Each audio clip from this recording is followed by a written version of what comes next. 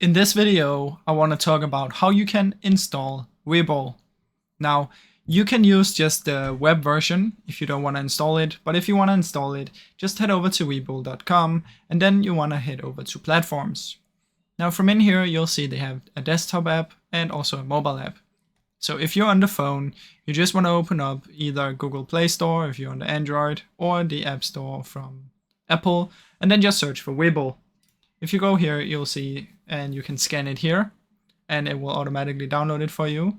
Or if you come in here to desktop app, you'll be able to see that you can download the desktop app. So you can do it for Mac, Windows, or Linux. So just select the one, and it's a simple installer. So you just want to click on it, open it, and then it's going to download itself. Now that's basically how it's done, guys. Now I really hope you enjoyed this short video. If you did, please leave a like and subscribe, as it helps me out a ton. Thank you so much for watching.